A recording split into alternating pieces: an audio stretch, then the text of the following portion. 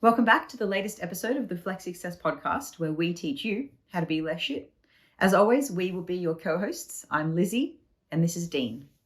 Now, if you find value in this episode, be sure to give us a like, subscribe, and drop a comment below on YouTube.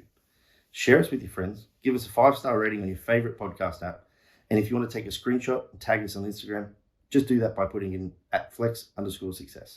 And while you're on Instagram, you can check out everything we offer, from our ebooks to courses and programs.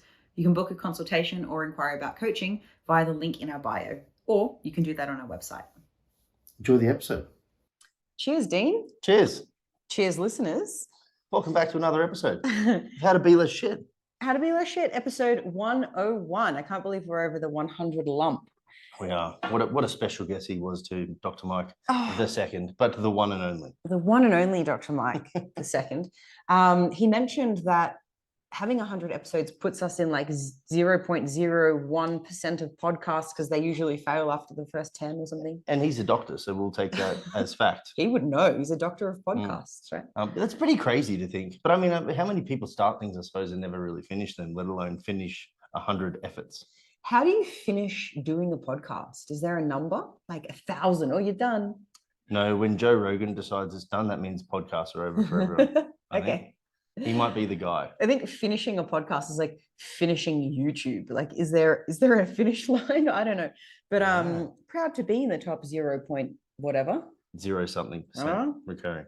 We have fun. I hope you guys have fun. If nothing else, it gives me an opportunity to slurp coffee. Annoyingly. If we can call this coffee. I'm drinking instant coffee, everyone. Are you proud of me? Because are you out of your pods or something? No, I have pods. I just wanted a warm, lengthy beverage. Right. I wanted a beverage of volume. Warm and lengthy. That's how I like them too. The Nespresso machine here, for one, ain't that great. Tastes like burnt cereal, as James Hoffman would say. And it's short. And I don't like a short coffee unless it's from a legitimate specialty coffee place. Okay. So he's drinking my instant because I'm a coffee pleb and I'm proud of it. 7-Eleven coffee. What up? See you, girl. I like you. Apparently they're $2 now or something. One of my Australian friends told me. Another reason to never return. But look, you guys aren't here to talk about coffee. But if you do want to talk about coffee, go check out James Hoffman on YouTube. I'm not that into coffee, and I do love James Hoffman. He's a British man, an Englishman. But do it after you finish this episode, not right now. We're here to actually talk about vaping today. We'll get stuck into it in a moment, but we like to begin with a personal update because I feel like our coffee chat isn't quite enough. Okay. We have 3 weeks left in Mexico City. Yeah. We're very excited.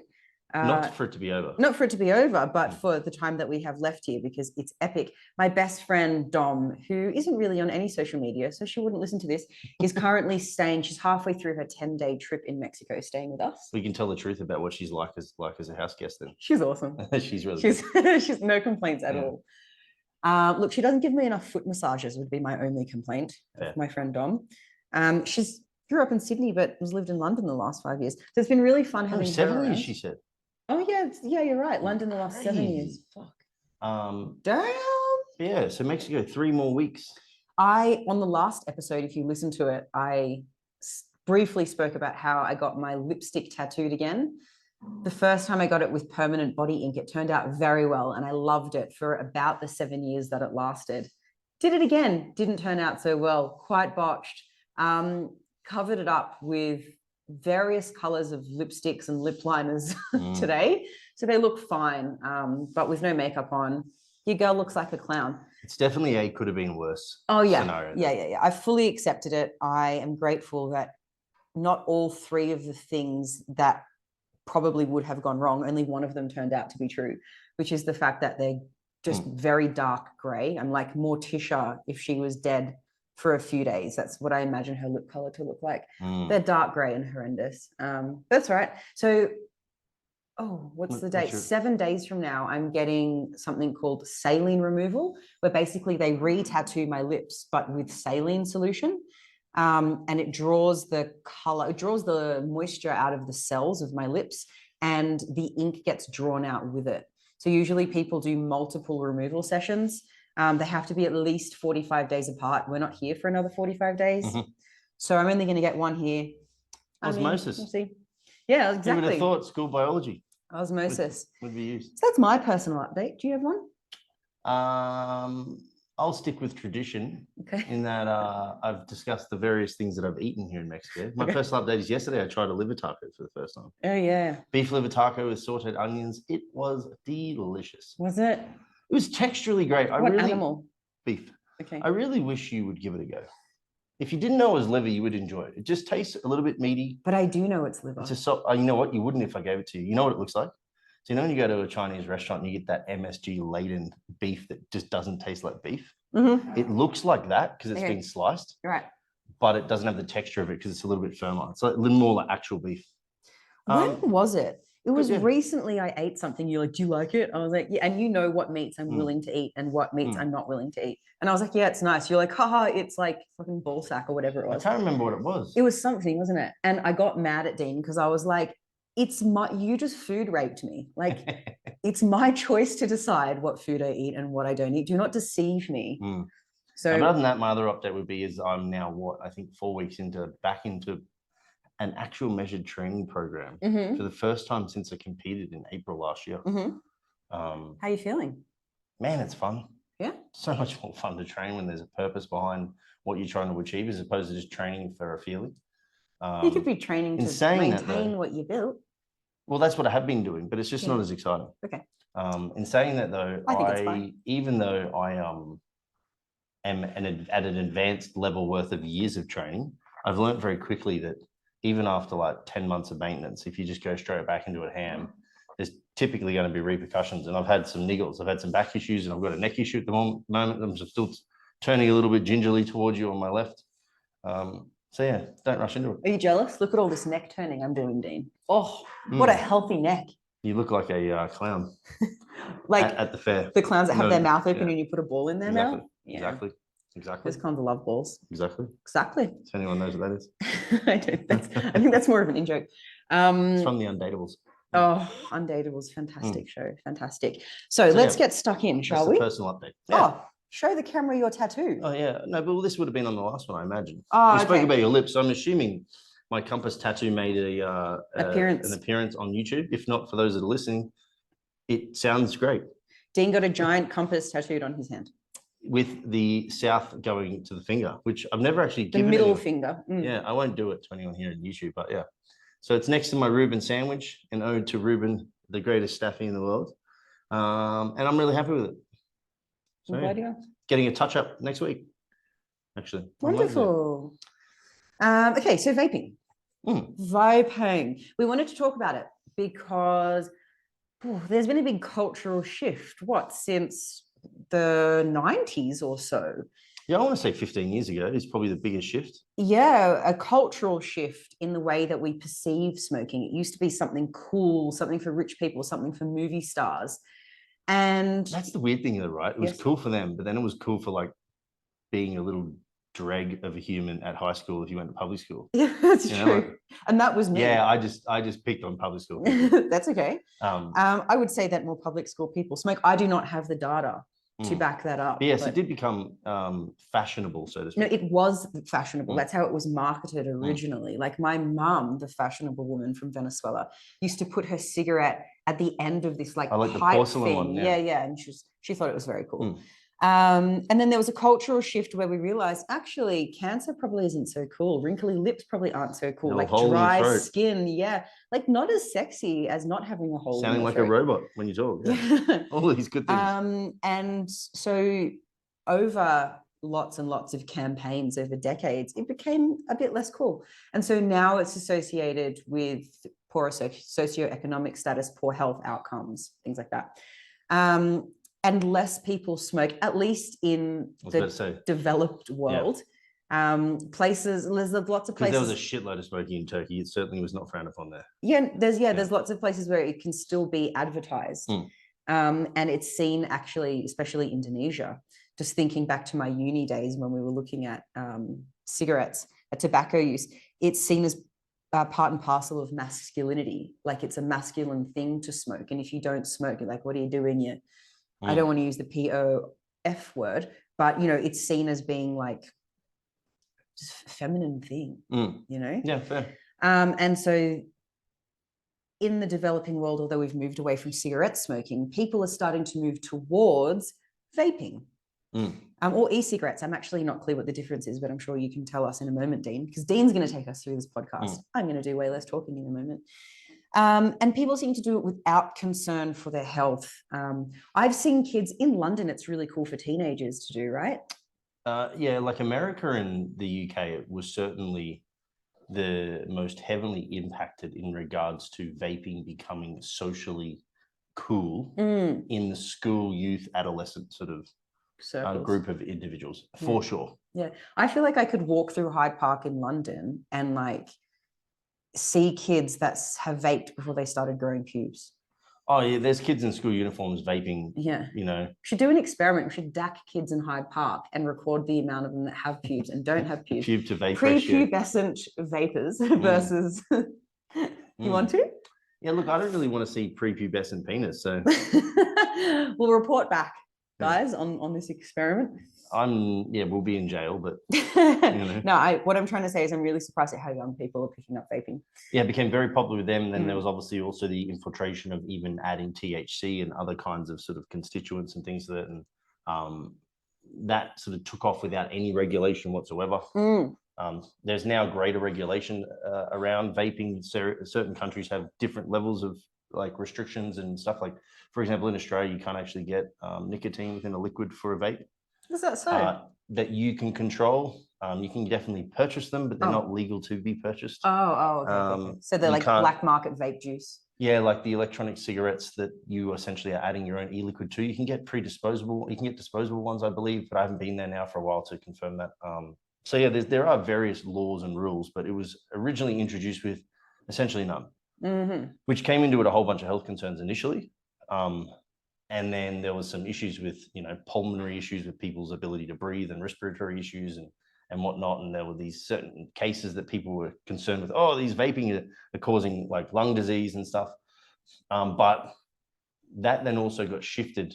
This was quite a few years ago because of the fact that there was really no control over the quality of the vape liquid, the vape device, or whatever it may be. To the point now where it's much more regulated, but still has some concerns. And then there's some things to obviously discuss around the actual vaping itself. So yeah. I guess it's difficult for people though, when they hear about like a relatively new thing that people are doing, like, well, does it give you cancer? Are these things true?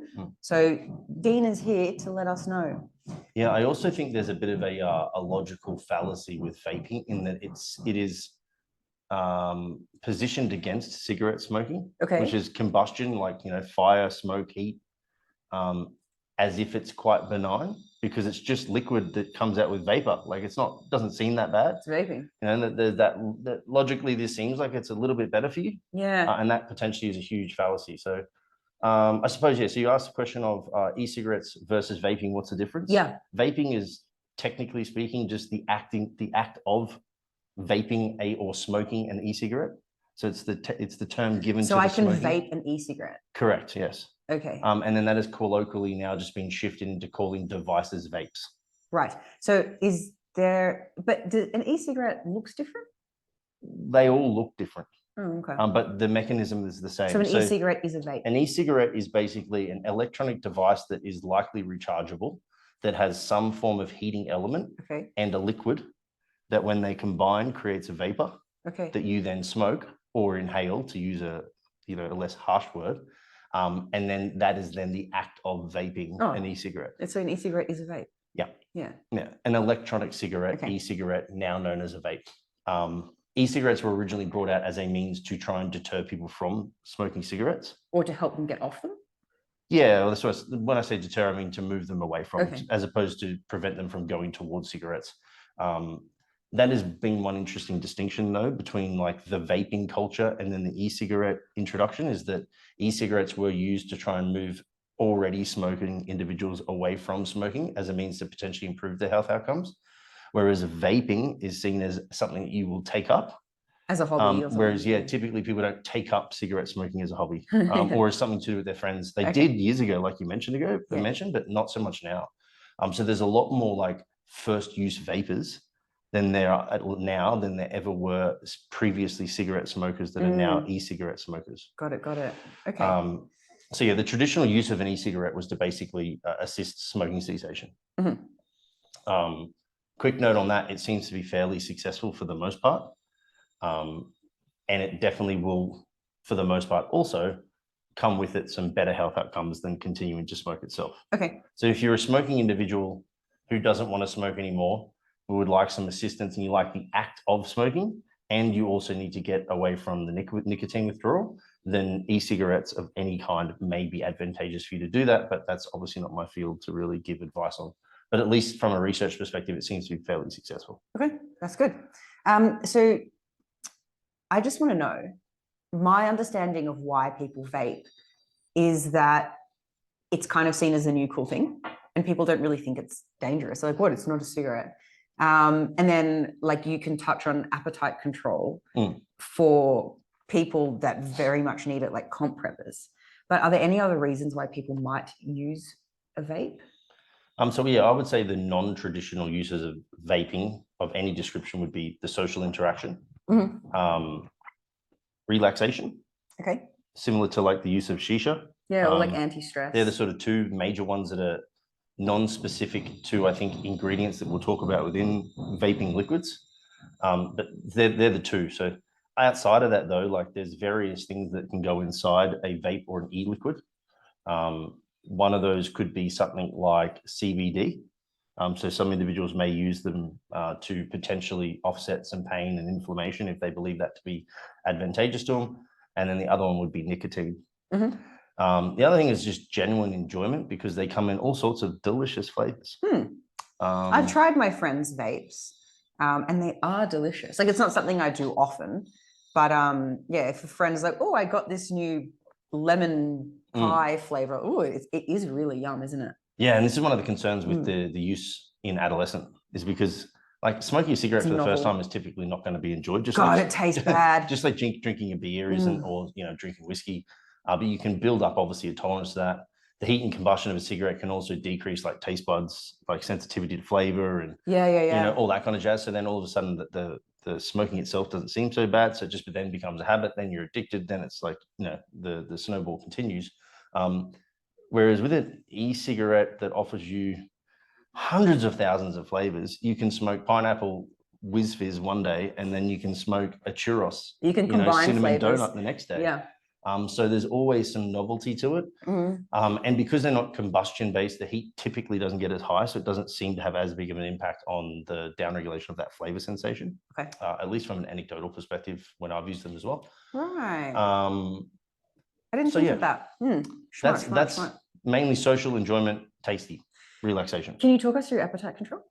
Yeah, now if we're looking at ones that are containing nicotine, which is I suppose, the traditional ones used to get people away from or off cigarette smoking. They would just have less nicotine than a cigarette, right? So people who were trying to quit, like reducing their intake as opposed to going cold turkey. Yeah, originally or in disposable ones, not so much. They probably match them for match. They're pretty strong, and it would be, and you would take a one that would be dependent on just like patches and gum, depending on how much you smoke.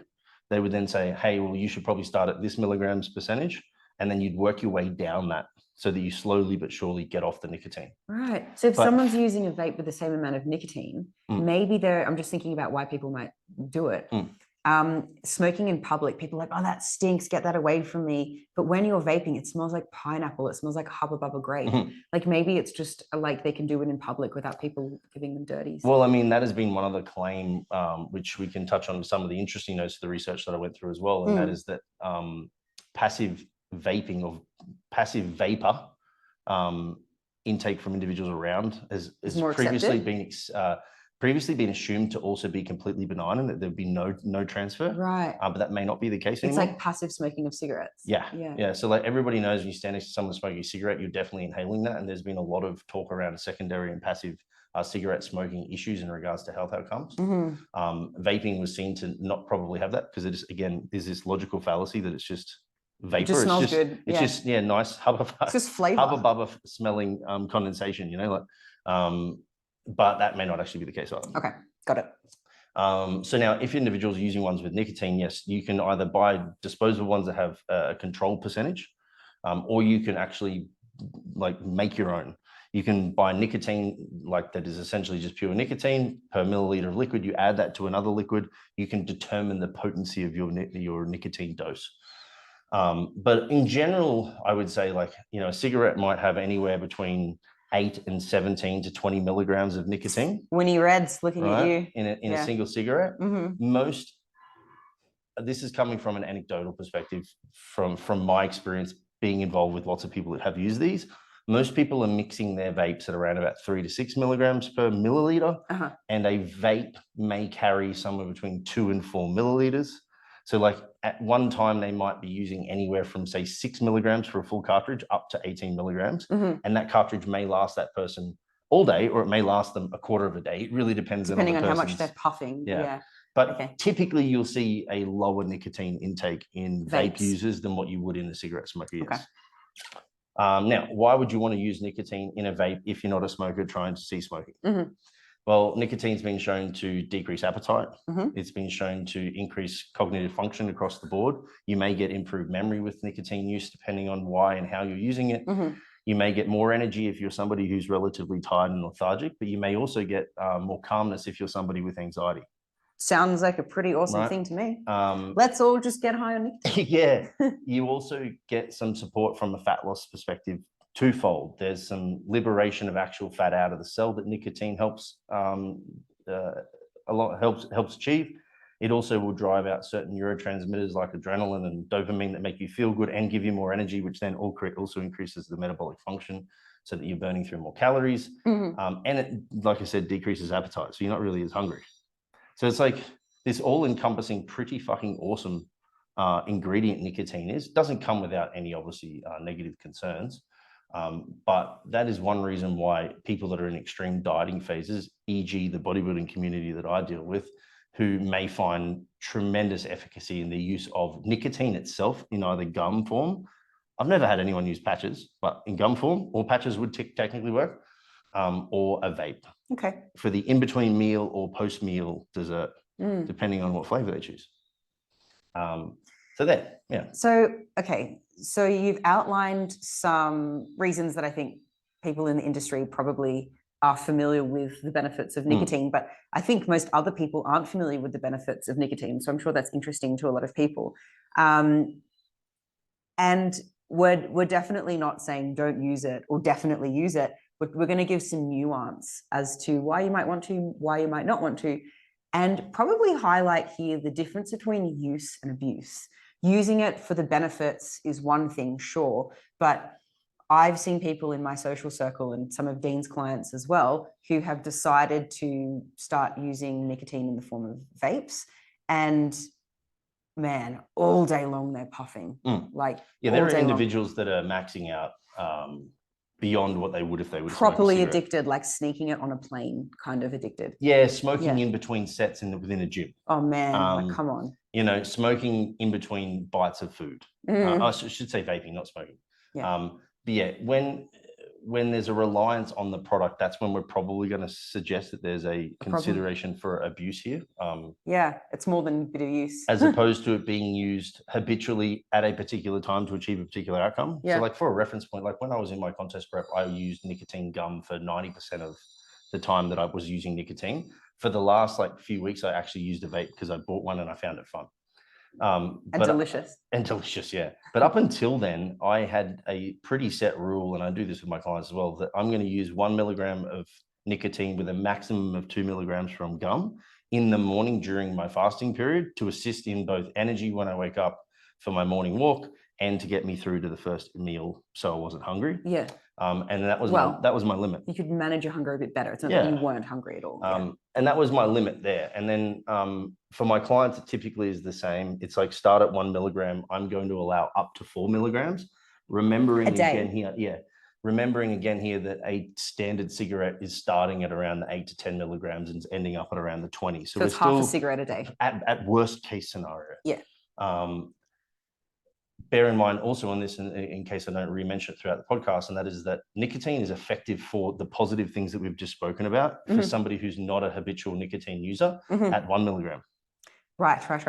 You will see energy peak up within 30 to 60 seconds of either inhaling nicotine to the level that you want or chewing gum relatively rapidly. It peaks very quickly within minutes in regards to its action on the brain, and its half-life is around about an hour-ish. What So, does the gum taste like, out of or curiosity? some of it's pretty bad. Is it? But it's, as with anything, it's getting better. But it's usually pretty average Does flavor. is it minty? Mint usually, yeah. Yeah. You can get but it's still unflavored. bad, even though it's minty? Yeah, there's this, it depends on the strength as well. 2 milligrams, I found one that tasted quite pleasant as a mint, but I have also tasted ones that they're not enjoyable. So you don't chew it for the enjoyment, you're chewing it for the energy. All right. Does it do anything to your throat, like make it numb or itchy? Numbs your tongue and your throat, yeah. Okay. All right.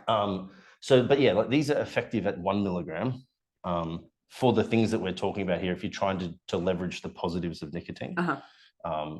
And you don't need to do them all day, because this is also one of the caveats and the problems of nicotine, is that because it has a relatively short half-life, if you're trying to seek this kind of dopaminergic, mood enhancing, appetite suppressing, constant energy fluxing in like stimulant or neurotransmitter, like supporter or whatever you want to fucking call it, nootropic is essentially what it is, then some individuals are leveraging that all day long. And then when you do that, obviously there's a desensitization to that particular stimulant. Yeah, your tolerance you then goes need up. to go and push more and more and more and more. And you can see how quickly you can get away from people. So Mm. if you are somebody who's never used it and you have interest of it, talk to somebody who knows what they're talking about, and maybe Set yourself consider some ceilings. setting some serious boundaries. Yeah. Because then it's also easy just to drop it tomorrow and you won't notice it, Mm. other than the habit. This is one other thing too, is that nicotine in the research seems to be less addictive depending on its route of administration. Okay. So like, if you shelve it. Yeah. Has anyone ever shelved nicotine? I don't know. It's probably possible, but I certainly have not. Okay, me neither. But yeah, like a patch and gum is less than an inhalant. An inhalant typically hits you faster though than a gum or a patch will, but it will also subside quicker because it hits faster. Right. So like there's pros and cons to the route of administration, or the route of administration if we want to talk about shelving it. So like you have to be mindful of that too, is that the vaporizing nature of it is very easy to get a lot of it in very quickly, especially because it tastes like bubblegum. Whereas chewing gum that tastes pretty shit, that makes your mouth numb, you only want one piece. Yeah. So like pick and choose your poison here. All right, so we've sort of spoken about, I suppose, like a whole bunch of positives that you could see from vaping. But wait, there's more. What are the potential negatives? I'll enter this conversation with the caveat or the asterisk that is long-term longitudinal data on humans that have used vapes, both chronically and acutely, is pretty slim, because there just hasn't been that much time from the introduction of these products to now where we're at. Or the popularization of them, at least. Yeah, because we need more than 2 people to study. So we need to be mindful of the fact that the negatives that are currently being associated with vaping aren't necessarily conclusive and or 100% clear that we can say this is a causative effect. And similarly, we can't say that they're benign, because we're kind of in this bit of a I don't know period, just like they were with cigarettes. Just like they were with cigarettes. This is no different. Cigarettes were promoted as being fine to use, like you said, a cool thing to do, socially accepted, if not promoted. And then years down the track, pregnant women were doing it, children were doing it. There's years down the track, we've got a whole heap of people with holes in their throats and lung cancers and all these things and lip cancers, and saying, I kind of wish I knew that before I went into this. So just be mindful of that. But there are a couple of general things that when you look at like the review sort of papers that have like culminating all of the current research we have available to us, that are both like in vitro, so like just cell culture stuff, in surrogate models, so like rats and mice, and then also in human stuff, where there has been both like controlled intervention-based studies, but then there's also like retrospective, like epidemiological stuff where they're looking back on potential associations. So the combination of all of this pretty much comes down to the following. You'll almost always see respiratory irritations. Kind of not that surprising. Surprise, If you're going to suck something down your throat, we're going back to route of administration, there's probably going to be some irritation. Initial irritation is generally going to be greater than repeat use, because again, you just become habituated and tolerated to it. There is, at least to some description, epithelial cell damage in the respiratory tract of almost all vape users, both acute and chronic, to varying degrees.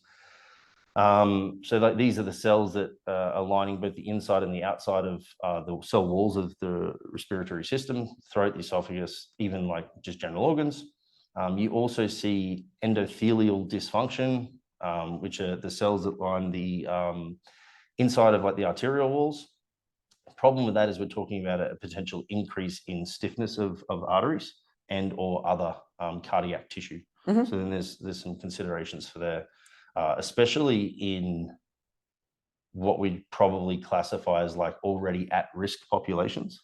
So like if you're somebody who takes performance enhancing drugs, if you're somebody who was otherwise relatively stressed, has a high blood pressure already, a high resting heart rate already, has low sleep, all those kinds of Poor things, sleep, yeah. things that are typically associated with negatively stressful or negative stress outcomes like heart attacks, blood pressure, all that kind of shit, then you're just likely putting more kerosene on the fire by adding in any kind of vaporizer. And this is vaping the action of actual vaporizing, irrespective of Nicotine use. what's within the actual e-liquid. Yeah. Okay. So even if it's just a flavored juice, you're saying? Yeah. Okay. It's likely associated with the temperature and just the inhalant of, they call them particulates going down the airways, because you're not supposed to typically do that.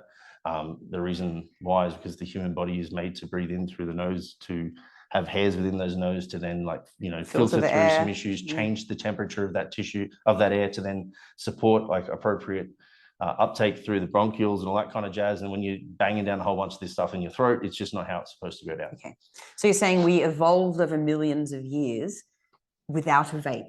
Yes. And suddenly the introduction of this new thing isn't so good for us. And probably not as good as not doing it. okay. That's probably the take home. We can finish this podcast here. Just don't. One other like general side effect that was seen fairly consistently through the research too was an increase in blood viscosity. And that had to do with just like platelet aggregation, they referred to, and red blood cell distribution. So just like essentially how your blood is made up and how it functions.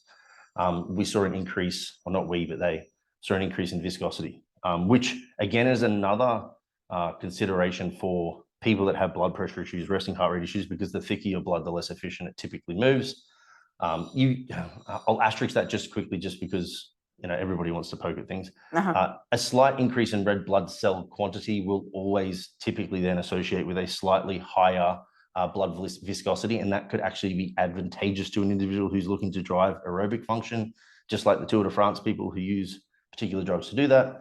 But we're talking about altitude training. Yeah, or altitude training. Like when you starve yourself of oxygen, you increase the oxygenation. Or just walk the Inca Trail. That was fucked. Yeah. So like these can actually drive positive outcomes in performance, but generally speaking, we're not talking to Lance Armstrong today. So it's probably the case that they're not worried about red blood cells and oxygenation of the blood. Thank you for the asterisks. So again, an additional concern for those already at-risk population that we've just mentioned. Yeah. So the long and the short of that is respiratory irritation, endothelial cell and epithelial cell dysfunction, leading to a likelihood that there may be a greater risk for higher blood pressure, higher stiffness of the arterial walls, an increase in resting heart rate.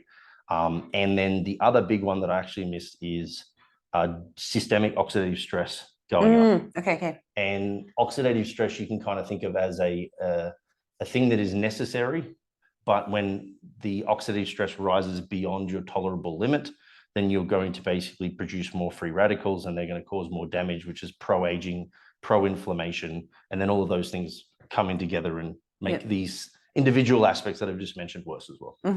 And so give me a kind of case study or an example of somebody that might have high oxidative stress. The individuals that we mentioned before. So PED users, increased oxidative stress. So performance enhancing drug users, steroid users, smokers, drug takers, people with low sleep, people that have poor sleep, people that have a low intake of micronutrients and or antioxidants, because antioxidants are antagonizers to oxidative stress, hence the name.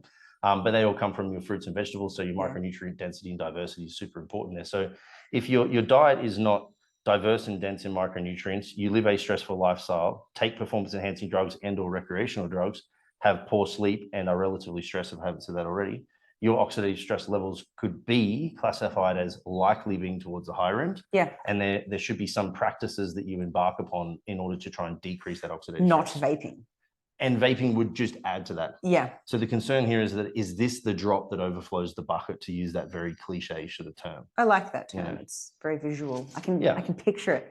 Okay. Like if you live an otherwise very healthy lifestyle, you run a lot, you sleep fantastically, you eat great, you're not above the normative sort of body range that we know that is otherwise quote unquote stressful to the system, and you vape here and there, Yeah. probably not going to do much. Yeah. But if you're a drug taking, we'll say male who's 115 kilos, who has average sleep because he's 115 kilos, is full of food, so decreases his vitamins and mineral intake, you know, also parties on the weekend, trains very hard, which is oxidative stress is going to go up to, all these things. And then you also vape like a champion. I think you've just described like most male bodybuilders. Yeah. Like this is just another thing you're adding in. And it also seems a little bit ambivalent and or hypocritical, I suppose, if you're within the space of the safer use model, which has grown a lot of popularity in the PED sort of genre and community. Tribe, as you know Yeah. who might say.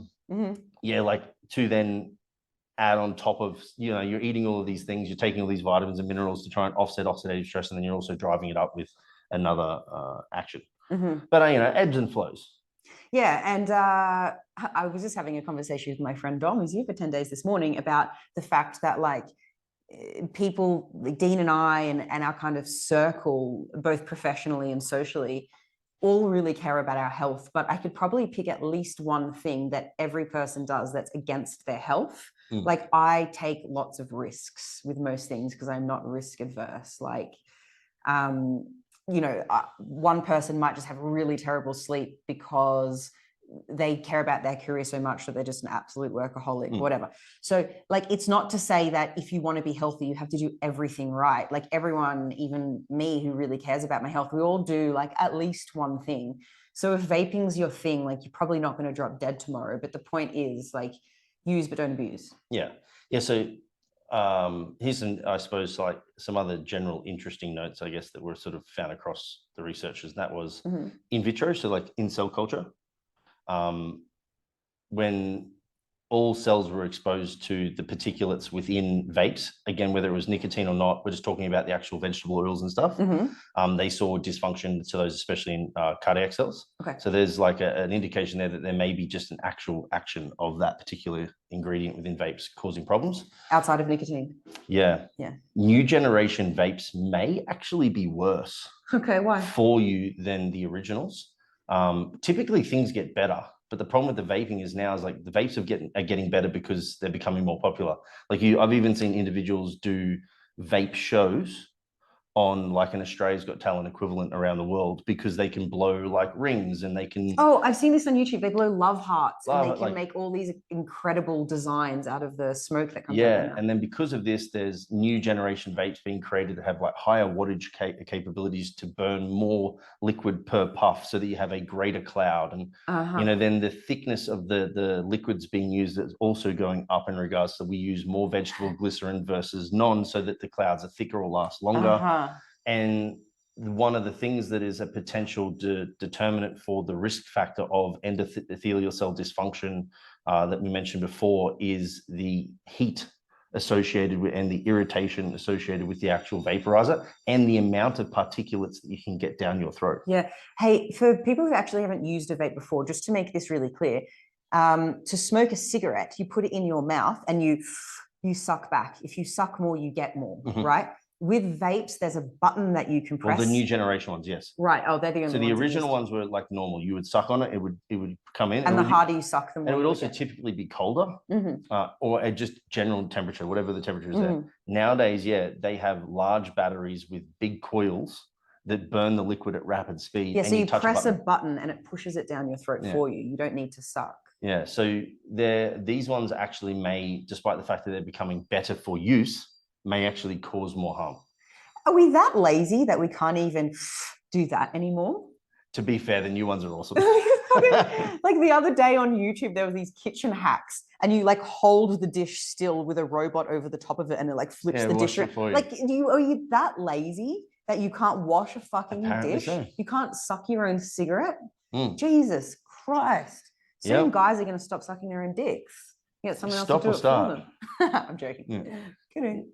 Who can do that? I think Marilyn Manson removed his ribs so he could get. Yeah, I don't know how true that. It might be one of those classic ones that, you know, like this couple also had blood around them in a vial around their necks because they loved each other so much. Yeah, I don't know. Anyways, I mentioned at the very beginning, and this is just a brief note, is that secondary particulate inhalation in the presence of those that have vaped exists.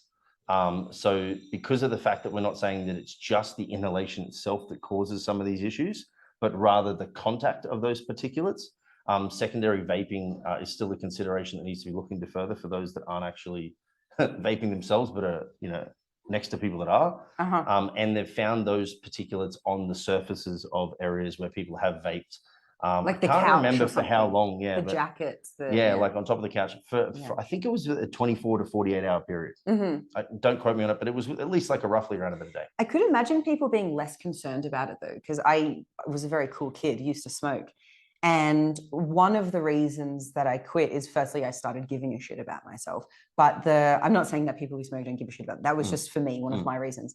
But also I hated that even though I would go outside and chew gum after and all that stuff, my hair would stink, my jacket would stink. Like I didn't like how it smelled. But with vapes, like, yes, I'll smell like a giant pineapple. That's fantastic. Yeah, this is one of the biggest problems. Not a turn off at all. I think. Yeah. And then the other thing that I mentioned in the beginning, and I think this is actually one that's worth like a lot of consideration, is that some people will use vapes for the benefit of the nicotine. But it seems to be the case that one, the nicotine percentages that are claimed on a lot of these things are vastly different to what they actually say they are. Okay. And then second to that, the amount of nicotine you get per inhalation is hugely varied depending on the generation of vape, the wattage of the vape, the length of the inhalation of the vape, whether it has the button or not. Whether you inhale at all, because some people bum puff. Whether you bum puff it or not, whether it's either mouth to lungs or from vape to lungs. Did you know what bum puffing was before you started Yes. vaping? Okay, Yeah. so people should know that. So there's a huge variation. So like if you actually wanted to use a vape for the benefit of nicotine, you could argue and say that it's not a very accurate way to do it. And the number that they found when they compared vaping to cigarette smoking to then nicotine levels within the blood was you needed to have a vape at 20 milligrams per milliliter in order for it to be consistent in maximizing that threshold of what they saw in cigarette smokers. Right, that's a lot. And if you remember back to the beginning, I said most people are mixing it 3 to 6 milligrams. Yeah, not milliliter. 20.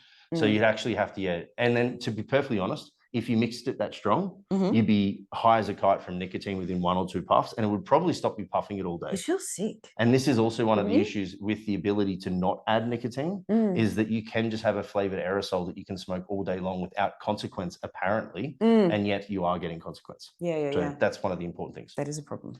Have I missed anything? Well, you're the genius here. I wouldn't know. I don't think so. Nothing springs to mind. I guess to summarize this quickly, we've gone through the benefits, which are appetite control, cognitive support, social enjoyment, fat loss support, and just general enjoyment. Okay, negatives, death. Negatives. Decreasing endothelial function and heart health long term. Acute respiratory irritation. Acute? At least initially, like acutely, you definitely get it. Chronically, if you're going to use it, yes, but I would say acute, like as in it's happening straight away. Right. Okay. Not so much for short term. But the irritation is probably chronic. Especially if your use is chronic, absolutely, yes. Okay. But the point being is the moment you vape, you're going to get some acute irritation regardless. Okay, gotcha. Whereas if you only vape for a week, the impact of that on blood pressure, blood viscosity, and all those other things we mentioned before is likely negligible. Yeah. Okay. Gotcha.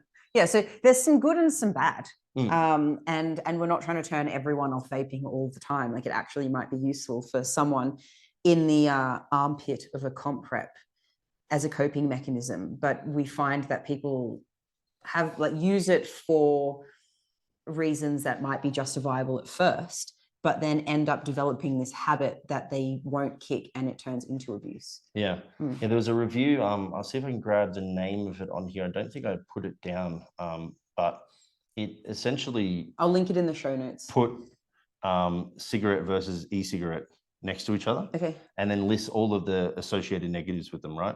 And what you'll pretty much find across the board is that the vaping will have all of the same negative associations as what the e-cigarette will, just to a lesser of an intensity, I guess you could say. Sorry, the vaping and the e-cigarette? No, of the cigarette. Oh, So cigarette, so okay. vaping or e-cigarettes, Right, because I was, yeah, okay. essentially have all the same negative side effects as cigarettes, minus a few, because Okay. they don't have all of the same constituents in them, Uh-huh. but just to a lesser degree. Right, okay. And what you can take home from that is if you're a cigarette smoker now and you cease cigarette smoking and took up vaping, you'll likely be healthier than what you would be if Improved you health stayed. outcomes, yeah. But if you're a non-smoker and non-vapor and you take up vaping and or e-cigarette vaping, you will likely have greater negative outcomes than what you would have without it, which I think is kind of obvious.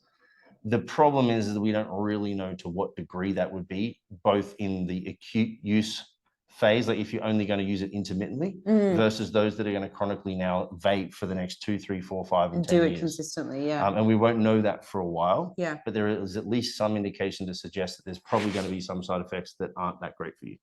I mean, we wouldn't put a pill in our body on a consistent basis that we didn't know what it would do to us. But somehow this just, because it tastes like fucking Hubba Bubba, it doesn't seem as bad. Yeah, for sure, I think that is one of the greatest problems. Is one, they're currently more socially accepted, if not encouraged. They're readily available. They're pretty cheap, and they taste amazing. Yeah, and they do taste amazing. You know, like because for a bodybuilder, one of the things that is commonly been seen in bodybuilders that are starving is the overuse and consumption of sugar-free gum of various flavors to try and feed this flavor sensation that they're trying to hit or to use in between meals. But that comes with it some digestive issues that they don't typically like, so they take them out. You don't get the digestive issues from the vape either. And you get all of the potential positives. So it's like this, it seems like why this wouldn't I? Awesome thing. Yeah. But it doesn't come without consequences, is the take-home message. And it's a multi-million-dollar industry now, so probably people are getting marketing messages and indeed. Cool. So yeah. All right. Now people can make, I suppose, an informed choice as to whether or not they think it is worth it or not for them. If you're somebody who wants to stop, how you do that is going to be up to you. Just replace it with something like heroin or meth. It's definitely a good choice. Don't stop it, swap it. Yeah. You know? I agree. Yeah. That's the take home. People come here for my advice. Less shit. Take up heroin. How to be less shit. Don't irritate your throat. Put a needle in your vein instead. I'm here to help, guys. Veins recover faster. Public service announcement. We should make that the clip. Yes. See how many. Is that going to be the little snippet? Yeah. So as a personal note to finish on, I was somebody, like I said, who vaped in my prep. I actually vaped more after my prep than I did during my prep. I think when you've got the locked in mentality of a prep, it's easy just to say, oh, I'm going to just do X, Y, and Z. And I just followed my rules. After prep, when you're very hungry, I probably looked for it a little bit more. And then I just genuinely found it fun and enjoyable and relaxing. But I haven't vaped now. After this research? I did some more research and was like, I'd started reducing, and I had very basically only used it while I did client check-in work because I liked the habitual sort of vape and read and then provide my feedback. It was just sort of like a nice little thing. And then, we went to New York and I couldn't be bothered to take it with me. And then I just decided that'll do. Good. So that's been since December. Okay. It's not to say that I won't. I've kept it, but I might keep it for like a social situation if I want to vape with a friend. Yeah, it's nice in winter. I think in summer it's a bit because it's already hot and smoke and I don't know. Yeah. But yeah, I decided not to do it because when you got your vape, I was like, oh, maybe I should get one. Well, funnily enough, I actually bought our first vape for you. Yeah, and then you didn't want to use it. I didn't use it. It was cotton candy flavor in Liverpool. Yeah, it was handy. It was very tasty. I just decided, like, philosophically, I was like, oh, it kind of rubs me the wrong way. I just didn't want to add a habit in that wasn't healthful. When I didn't really get, like, it was enjoyable, but like so is a cup of herbal tea. So I was just like, if I let this one thing go, then what else am I going to let in? Like, I just didn't want to compromise and then therefore myself, I am compromised.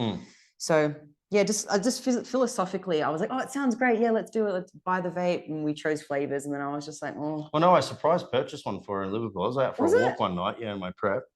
And then I bought her a disposable one. Oh, yeah.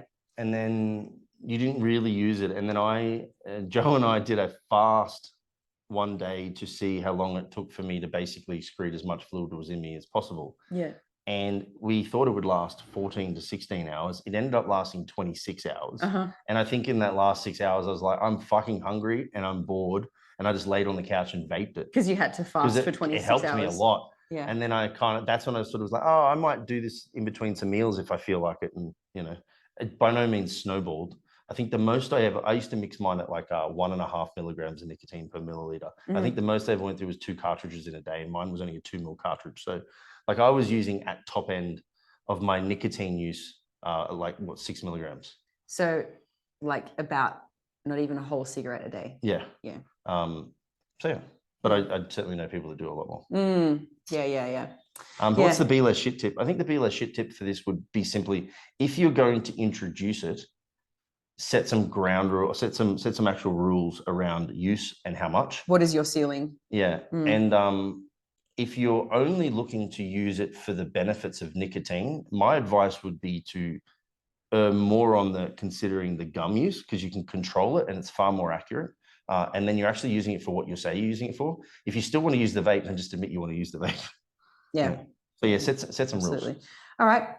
Something worth sharing. Ooh. We hadn't thought about this before we started recording. No. What did we watch that? What was that cool doco we watched the other night? Taco Chronicles? No. We watched it on with Dom. Oh, it was about that company. I've just gone blank. I don't know. It's a really shitty something worth sharing because we can't remember the name of it. I'm going to share this tip. My tip is, we all think we can plan for the future, right? Like I'm going to get on this plane on the 17th. Shit happens. Buy a flexi ticket, because it's happened to us a few times. We're like, we try and book our lives quite far in advance. Granted, we book things more often because we travel literally full time. We don't have a home, just a suitcase. But buying flexi tickets has saved our butts and will in the future. Because if something pops up and you need to leave a day later or a day earlier, it's helpful. I'm gonna jump on your and piggyback your shit tip with one that you used before we left for Europe. Something worth sharing. Oh, sorry, something worth sharing. Yeah.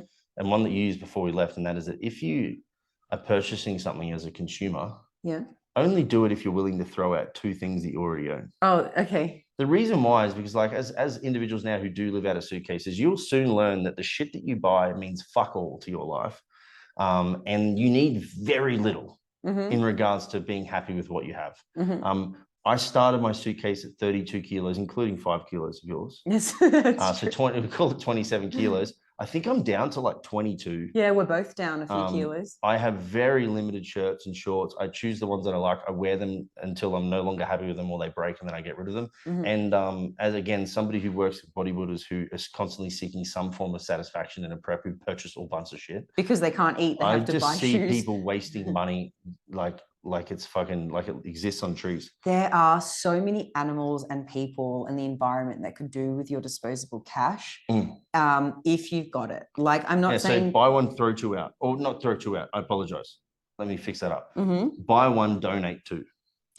Yeah. That's the rule. Liz did it. She bought a pair of earrings. She had to really decide, like, do I really want this to the level that I'm willing to get rid of 2 things that I already own? Yes. Yeah. Cool. Some background on that is I probably had a shopping addiction, didn't I? Not with me. No, this is probably probably just before we got together.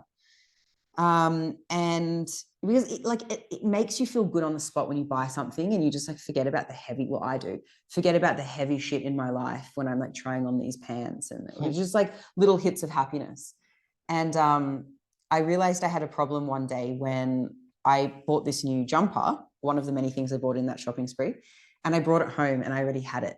And I was like, I don't even remember the shit that I have. Like, this is a problem. And we knew for a long time that we were going to go on this trip and just have one suitcase each. And I was like, how am I going to choose from my enormous wardrobe? How can I fit all of this into one suitcase? So for like 2 or 3 years, maybe longer, I had a 1 in, 2 out rule. So if I bought one thing, I had to throw 2 things out. And it meant that not only was I more intentional with the things that I was buying, because I knew I had to sacrifice 2 things I already had, but it meant that I was also decluttering. Because do I need 50 pairs of shoes? No. Do I need all those belts? They have tags on them still, obviously. What's the other thing? Yellow Nikes, orange Nikes, purple Nikes. Purple, orange, and yellow Nikes. They don't go with anything. They're fucking ugly. Like, stop buying them all, man. That's to add. And again, another piggyback on the piggyback is this concept came from the Minimalists, right? Yes, the Minimalists, which is a fantastic podcast and Netflix documentary and series books. and books. Yeah. So if you're somebody who has a consumerism problem, or you're purchasing a bunch of shit, and you sort think your shit out, you may benefit from not doing so, have a listen. The Minimalists also have a 30-day challenge. So on day 1, you throw away 1 thing. On day 2, you throw away 2 things. On day 3, what do? Jump off a bridge? Yes. Because you're sad that you lost 3 things. And by the 30th day, you've thrown away whatever the count Holy is. shit, that'd be a lot of things. But, like when it sounds like it's a lot, isn't it, Dean? But when you walk around your house that's so full of crap, oh, yeah, it's actually helpful. You're like, these glasses, actually, one of them's missing a lens. Like, why do I even have these? That's 1 item, gone, done. What's like the other rules? Like if you haven't used it in how long, you don't need it? They have a 30-day, what is it? 2-hour and $20 rule. So you don't need it. Like, there's those things that you keep, you're like, oh, just in case. The Minimalists encourage you to throw away your just in case things, so long as you can purchase it again within 2 hours for less than $20. Right. Yeah, because let's say that I'm holding on to something that's worth hundreds of dollars and I do actually need it in the future. I have to repurchase it again. Yeah. Probably not cool. So $20, 2 hours, whatever it is. They've got heaps of awesome tips. Yeah. I think they're really helpful. But the 1 in 2 out rule, I still have, but because I'm traveling and I've just reduced down the things that I always wear and I love, I have a 1 in 1 out rule. Unless a pair of shoes break and I'm throwing them away anyways, something like that. But I have a 5 in, give Liz her clothes back out of my suitcase rule. But the things that I'm putting in your suitcase are getting less and less, aren't they? No, there's far less. Yeah. We're going to have room to put an air fryer in it. Yeah, we will. Yeah. We bought an air fryer because we don't have an oven here in Mexico, so we bought an air fryer. But anyway, that's a wrap. Air fryers are better for you than vaping. No, we haven't done a would you rather. Ooh, okay. You're going to hit me with it. Would you rather smoke cigarettes or I smoke cigarettes? You better be quick with your answer because I'm busting. I'd rather you smoke cigarettes. Would you? Yeah. You'd rather my health be put at risk than your own, you selfish bastard. Well, no. Oh. I don't want you to have to kiss me and smell my cigarette smell, which is gross for the other individual more so than the smoker. I feel like we've been married too long to kiss. I'm just saying. Okay. So you're doing it because you want me to kiss you and that be a pleasant experience for me, even though I'll probably die of cancer. I don't want you to have to smell me as a cigarette smoker in the relationship, knowing that you wouldn't enjoy that. Okay. Yeah. So did you know cigarettes are the only legal product, when used as described on the packet, that will most likely kill you? Amazing. So you still want me to smoke, even though it's most likely going to kill me? I'm also going to be passively smoking your cigarettes here. I won't smoke it around you, Dean. You still want me to be, you bastard. If anything, yeah, I think it will shorten your lifespan, which is typically longer than that of mine. Yes. As so we'll die around the same time. So we'll die around the same time. Selfish. So selfish. No, it's not. Why I've gone you want me to die sooner? No, but like alongside me, I'm saying. So this is what's just. Fuck does your death have this to is do what with has my just death? happened. Ready? Listen to this for a second, guys and girls. I've said I would rather you smoke, Liz, so that you don't have to deal with me smelling like a cigarette smoker. Selfless. Chew gum, mate.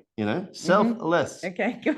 And I don't want you to be alone and sad because I'm going to die. Who says I'll be alone and sad when you die? Alone. I will have a party on your grave. Selfless tick 2.